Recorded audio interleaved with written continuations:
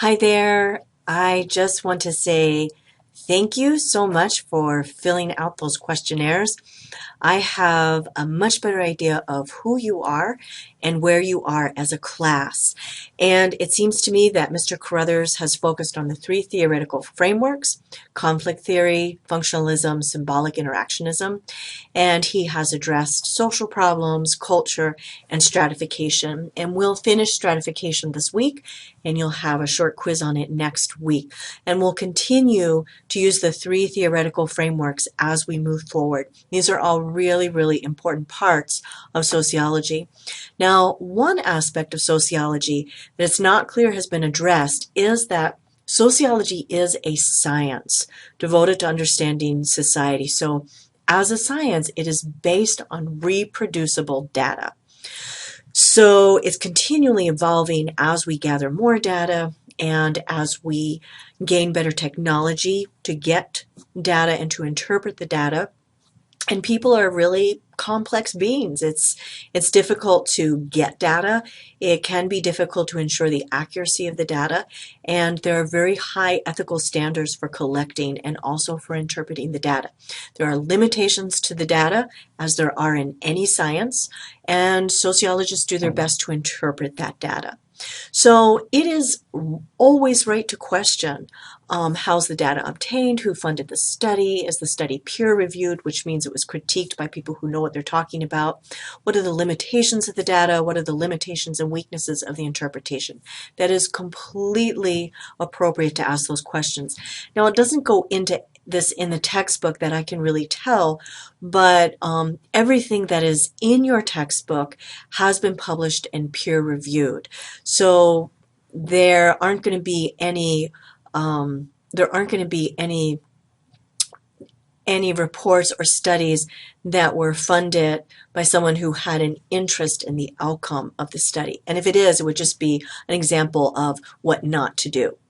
So sociology as a science can be controversial. All sciences are controversial because they're based on data and not our belief system. So sociology can be particularly difficult because it addresses issues that are related to our values.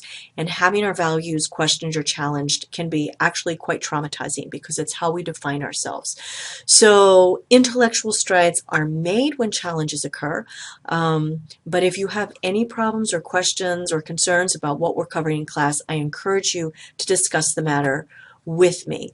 I don't want you to think that sociology is just opinions or just someone trying to promote a particular political agenda, because that's not what it's about. So I encourage you, if you have any questions, to let me know, and I will most certainly address those. So all of that is in Chapter 2, how sociologists gather data. And we're not going to cover that, so I could sleep at night, wanted to go over that sociology is a science and it's based on data. So I don't know if you've looked or not, but there are changes in the gradebook. I've changed the gradebook to reflect the new way of grading. Everything that's already been graded will still have the same percentage. I just don't grade in points, I grade in percentages. That gives me a little bit more flexibility as we go through the semester, because I'm not exactly sure how many writing assignments I will assign, so I don't want to assign points. So your points have been converted to percentages. So for example, in the skip proposal, if you got 5 points, it now shows up as 100. If you got 4 points, it now shows up at 80. And then your skip will be graded when you have it, and it will be out of 100. So another change in Moodle is I consolidated Mr. Carruthers' resources. Everything that was originally there is still there. I just moved it so it wasn't taking him as much space, because every week I will be using a block in Moodle. And that's where you'll find the assignments, handouts, and videos that were viewed. So if you want to review them or you have to miss a class, oh, by the way, I'm going to put this in Moodle, but Mr. Carruthers mistakenly said that you can miss 7 classes. That's not the case. Since you only since you only meet twice a week, you're only allowed to miss 4 times. So those of you who have already missed 4 classes, you can't miss anymore. Okay, sorry about that bad news. All right, one of the concerns that came up as I was reading your comments was there might be more work, and there might be a little bit more work, but I'm not my intention is not to pile it on. And there may be times when you get out of class early and you can use that time to read. I'll be relying on the textbook a lot. I'll be expecting you to read the textbook, and it's not always the most fun experience having to read a textbook, but I encourage you to utilize any time that is left over in class to read or to review your notes. You don't have to do a research paper, so that is not the time, that won't take up the time that it would have. And the writing assignments will be done in class, unless you prefer to take more time to work on them outside of class. I'm interested in your understanding of the material and your ability to communicate your understanding. I'm not really going to be grading grammar. I might make a few suggestions. For example, if you don't capitalize I might make you do that and take some points off if you don't. But in general, I'm not grading your grammar. I'm grading your understanding. And unlike discussions, everyone has to participate, so I'll know what everybody thinks. Even when I taught face-to-face and we had discussions in class, I always gave my students assignments during the class so I could understand where they were, and everyone got a chance to let me know what they thought, and everyone got a chance to express their voice. So we are going to cover a lot of material.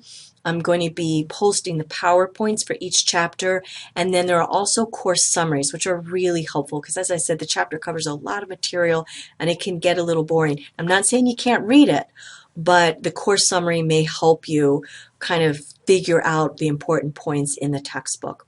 Each quiz will have a study guide, and when you do your writing assignment, you'll be able to use your text in any notes that you took. For example, you have a writing assignment today on the videos. You can take notes of the video while you're watching it.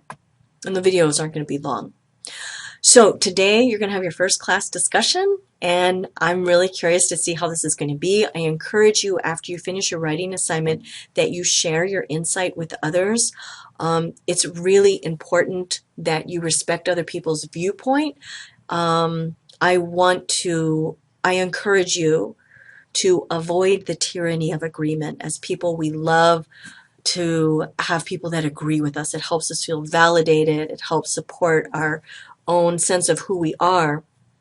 But if we're always with people that we agree with, then we tend not to learn as much. So even if we disagree with someone, we can still listen to them and we can still consider their viewpoint. So I encourage you to be very respectful of others. If you participate in the discussion, you will get participation points. The writing assignment today will count toward a writing grade. And when I say writing, it's just being able to tell me what you understand and communicate your understanding. So I hope you have a good class. I'm really looking forward to your writing. And if you have any questions whatsoever, please email me and I'll respond as soon as possible.